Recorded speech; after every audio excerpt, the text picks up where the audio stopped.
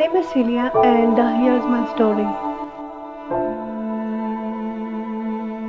I'm a male to female heterosexual transvestite.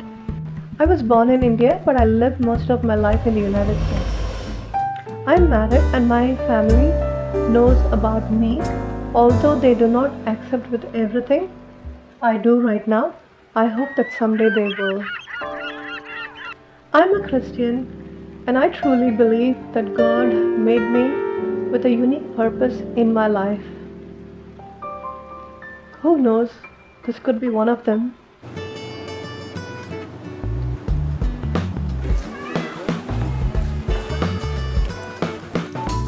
I often go out in the public as Celia and mingle in the community like any other woman, About 6 months. be it going to the church, the library, the mall, or buying groceries. I don't have a problem being identified or referred to as a transgender woman. Well, it wasn't the case the way I grew up. Ever since I was 5 years old, I started wearing my mom's petticoat and covering my head with a sari, pretending to be a girl. I have no idea why I did that, but it was strange and it felt good.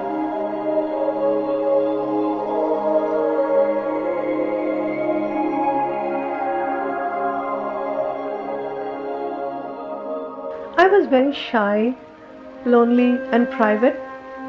I never talked about this to anyone, being afraid that they would consider me a sissy and humiliate me or exclude me from their friendship circle.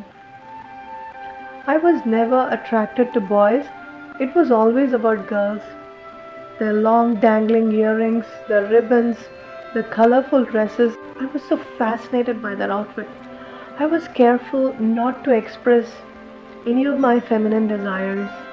I did not want my friends to think that I'm a gay, a eunuch, or a hijra, as they call in India.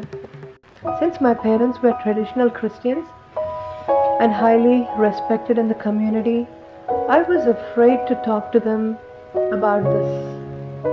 I did not want to do anything that would bring disgrace to our family.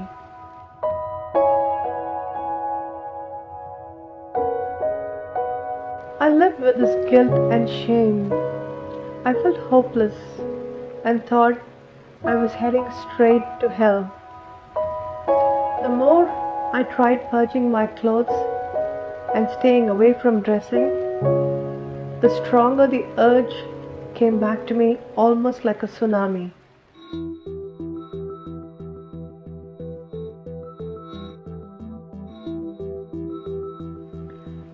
I spent most of my adult life constantly battling with these issues. Though I was with friends and family, I felt so lonely. I cried constantly, asking God for forgiveness. I asked God to take away these thoughts and these desires from my mind. I started exploring about this on the internet. I joined various groups and read numerous articles regarding this issue. I even spoke to a few counselors. One told me that I was a confused gay, and another famous doctor advised me to take hormones and change my sex. Deep inside, I knew I wasn't gay and I had no desire of changing my sex. I have a strong male and a gentle female personality in me. I realize that it's not the physical appearance or the surgical transformation that gives you a gender identity, but it's deep within your heart. I just wanted to accept myself and live as a person rather than worrying about whether I look like a male or a female.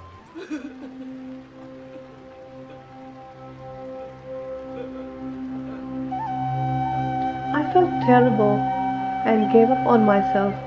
I hated everything I did. and I decided that nothing positive is going to be in store for me. I thought I would never have a normal life like anyone else, and I wanted to take this to my grave.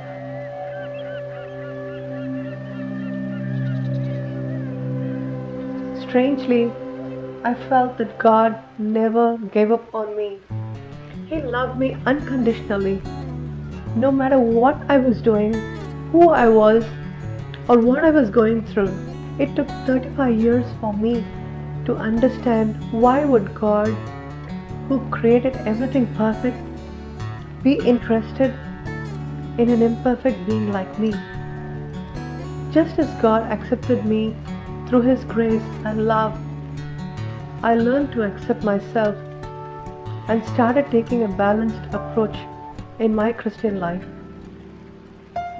It wasn't easy. All human beings are unique in their own way, and we should not be misguided by what the society thinks about them.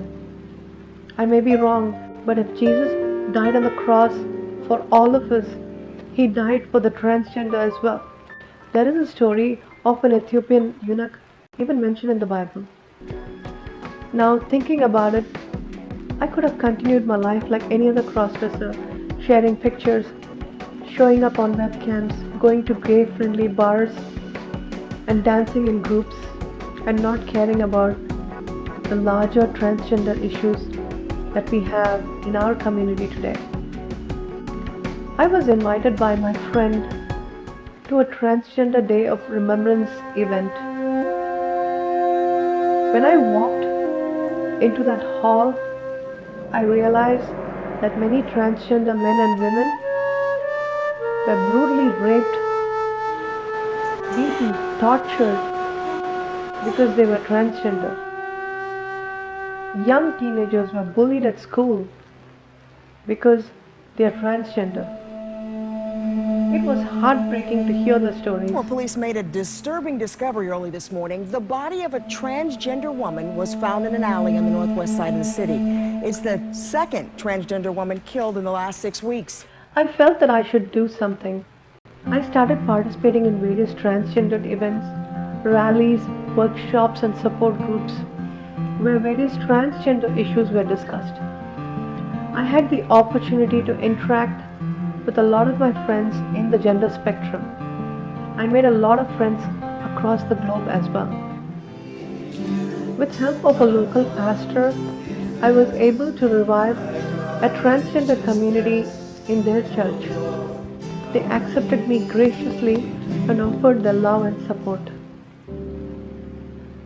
I was slowly coming out of a cozy cross-dressing fantasy into a world of brutal reality.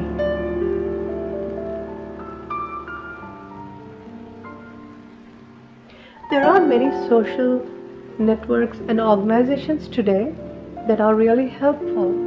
Most of them don't cater to the emotional needs of the transgender, which is very important, by the way.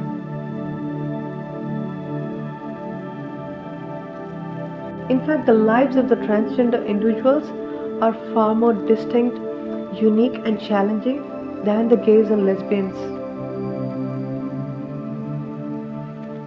With the events and change in the government policies in our country, I want to be involved and bring more transgender awareness in our community pertaining to job, healthcare, social identity, and immigration reform.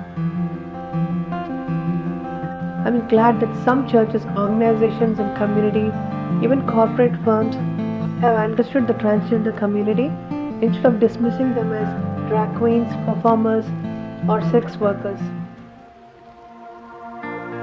If you want to make a difference in our society, in our government, in our nation, and across the world, please go ahead and do something.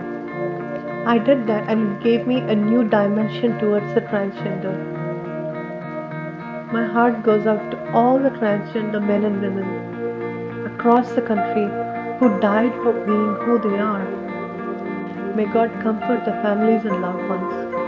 Thank you for listening to my story, and please please do stay in touch. God bless you.